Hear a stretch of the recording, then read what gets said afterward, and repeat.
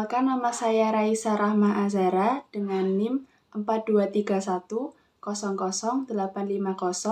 akan mereview dari buku Sumbu Filosofi Jogja Ethnic Story dengan dosen pengampu Pak Hari Rahmadi SEMM. Dari buku Jogja Ethnic Story lengkap menjelaskan setiap makna dan filosofis dari penempatan ataupun penamaan tata ruang Yogyakarta. Di dalam buku tersebut membahas Sangkan Paraning Dumadi merupakan pepeling atau pesan moral kepada manusia untuk selalu ingat dan waspada atau eling lan waspodo akan perjalanan semasa hidupnya.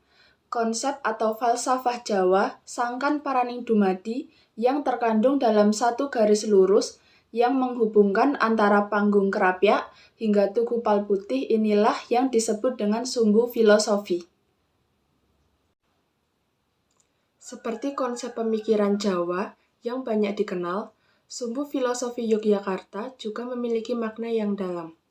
Konsep tata ruang Yogyakarta ini melambangkan keselarasan dan keseimbangan hubungan manusia dengan Tuhannya atau hablum minallah, manusia dengan manusia atau hablum minannas, maupun manusia dengan alam, termasuk 5 analisis pembentuknya, yakni api atau dahana dari Gunung Merapi, tanah atau bantala dari bumi Ngayogyakarta, dan air atau tirta dari Laut Selatan, angin atau maruta, dan akasa atau ether.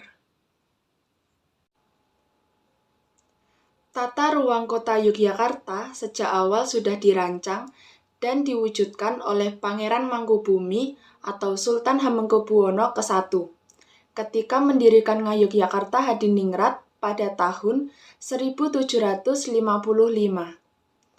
Tata ruang tersebut didasari oleh filosofi Sangkan Paraning Dumadi, Manunggaling Kawula Gusti, serta golong gilig seperti yang terlihat dari keberadaan sejumlah bangunan penanda, terutama terdapat di sepanjang sumbu kota dari Panggung Krapyak melalui Kraton menuju ke Tugu Palputih. Sumbu filosofi merupakan bagian yang tak terpisahkan dari konsep kosmologi Jawa, yang melihat kehidupan sebagai wujud dari hubungan sinergi harmonis antara dua sumber kekuatan yang diwakili oleh Gunung Merapi dan Laut Selatan. Kedua kutub tersebut seakan terhubungkan oleh satu sumbu imajiner. Khusus bagi Sultan Hamengkubuwono, pada saat Sinowoko di bangsal Manguntur, Tangkil Sitihinggil Kraton Yogyakarta, maka filosofi dibaca dari arah selatan ke utara, dengan Tugu Golong Gilig sebagai titik pandang atau point of view Sultan pada saat melakukan meditasi di bangsal Manguntur Tangkil tersebut. Kota Yogyakarta syarat dengan makna filosofi. Setiap bagian kota seakan menjadi bagian dari buku filsafat. Bahkan, dapat dikatakan kota Yogyakarta itu sendiri adalah filosofi atau City of Philosophy. Kota Yogyakarta ditata berdasarkan filosofi yang begitu mendalam tentang hubungan manusia dengan Tuhan dan alam, serta cerminan perjalanan hidup manusia sejak lahir hingga menghadap Sang Pencipta. Penerapan konsep budaya tersebut pada tata ruang DIY telah menghasilkan apa yang telah disebutkan oleh UNESCO sebagai Sawijana Asosiatif atau Associative Landscape, yang merupakan paduan antara unsur budaya tangible dan intangible. Oleh karena itu, konsep perancangan dan pendirian kota Yogyakarta merupakan suatu mahakarya atau masterpiece of creative genius yang tidak ada tandingan bahkan pada taraf dunia. Kota Yogyakarta yang dibangun beralaskan konsep filosofi tinggi sehingga syarat dengan makna filosofi sangat layak disebut sebagai City of Philosophy. Pola tata ruang kota Yogyakarta diciptakan oleh Pangeran Mangkubumi, seorang raja dan arsitek yang handal.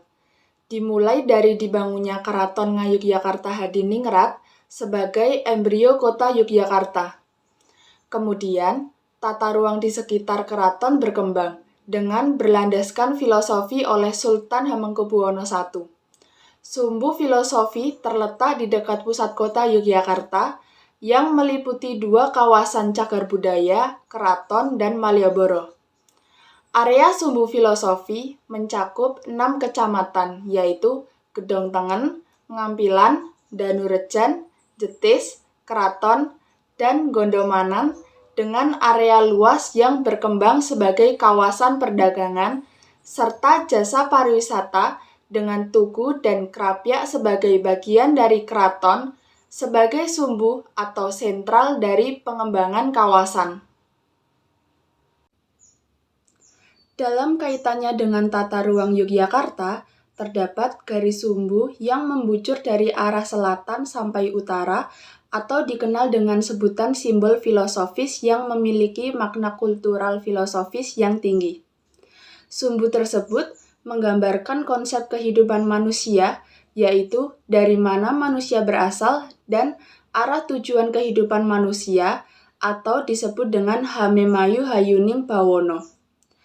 Dalam memahami konsep sumbu filosofi, Sangkan Paraning Dumadi ini dapat kita tinjau melalui 2 istilah pembacaan, yaitu konsep Sangkaning Dumadi dan konsep Paraning Dumadi.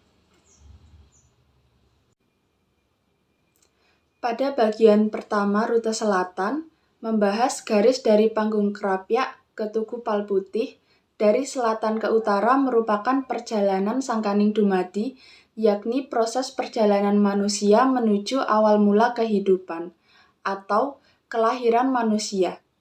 Sementara itu, bagian kedua, membahas garis dari utara ke selatan, bermakna akhir perjalanan kehidupan manusia, atau kemana manusia akan kembali, yakni Paraning Dumadi. Keraton yang berada di tengah melambangkan manusia yang telah mapan dan dewasa. Pada akhirnya, manusia akan mati dan kekal di akhirat, dilambangkan dengan lampu Kyai Wiji yang apinya tak pernah padam sejak Sultan Hamengkubuwono I hingga saat ini. Lampu ini mengandung arti kehidupan abadi dan bersatunya atau nyawiji antara manusia dengan Tuhan di surga. Disinilah perjalanan akhir dari konsep Paraning Dumadi. Khusus bagi Sultan Hamengkubuwono, pada saat Sinowoko di Bangsal Manguntur, Tangkil Sitihinggil Keraton Yogyakarta, maka filosofi dibaca dari arah selatan ke utara, dengan Tugu Golonggilik sebagai titik pandang atau point of view Sultan pada saat melakukan meditasi di Bangsal Manguntur Tangkil tersebut. Perjalanan dari Tugu Keraton Yogyakarta memiliki arti jalan hidup yang penuh godaan duniawi. Dari titik inilah, manusia dewasa akan mengarungi hidup dan menuju ke keabadian di akhirat. Sebelum sampai pada kehidupan yang abadi, maka manusia akan mengalami banyak cobaan hidup serta pembelajaran yang harus diambil sebagai bekal menuju keabadian di akhirat. Dan dalam buku tersebut, disimbolkan tugu sebagai alat kelamin laki-laki, sedangkan panggung krapyak sebagai alat kelamin perempuan. Juga ada beberapa filosofi atau makna dari nama jalan pada rute Paraning Dumadi. Seperti Jalan Margo Utomo yang berarti manusia diharapkan mengerti keutamaan hidup dan meniti perjalanan dalam keutamaan tersebut. Jalan Malioboro yang berarti sebuah petunjuk agar seseorang dalam hidupnya senantiasa berjalan di jalan kebajikan, memilih ajaran wali sebagai sumber dari kebajikan. Jalan Margo Mulyo yang berarti jalan menuju kemuliaan, dan Jalan Panguraan yang berarti manusia harus bisa mengusir atau ngurak nafsu-nafsu yang buruk. Beberapa jalan dalam sumbu filosofi itu sebelumnya pernah menyandang nama lain. Jalan Margo Utomo pernah bernama Jalan Pangeran Mangkubumi, sementara Jalan Margomulyo pernah bernama Jalan Ahmad Yani, paling ujung Jalan Panguraan pernah bernama Jalan Trikora A. Di antara jalan-jalan yang membentang di sumbu filosofi Jogja, hanya Jalan Malioboro yang sejak dahulu hingga sekarang bertahan. Pada tahun 2013, Sri Sultan Hamengkubuwono X mengembalikan nama-nama jalan itu sesuai dengan aslinya. Sri Sultan Hamengkubuwono X mengungkapkan, perubahan nama itu bukan berarti tidak menghargai pahlawan-pahlawan yang dijadikan nama jalan. Pengembalian ke nama asli untuk kembali mengingat bahwa Jogja merupakan kota cagar budaya. Yang membuat menarik dari sepanjang jalan kota Jogja yaitu tanamannya.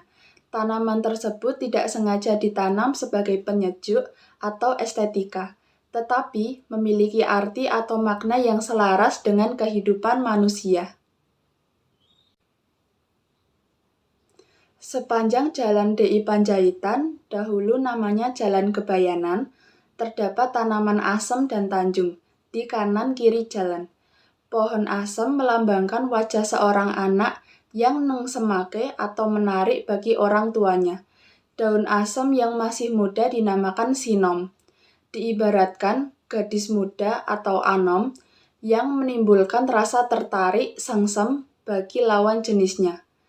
Pohon tanjung melambangkan bayi yang selalu disanjung-sanjung oleh lingkungannya atau gadis yang menimbulkan rasa sengsem, selalu disanjung oleh jejaka. Ringin wok di alun-alun selatan melambangkan kedewasaan.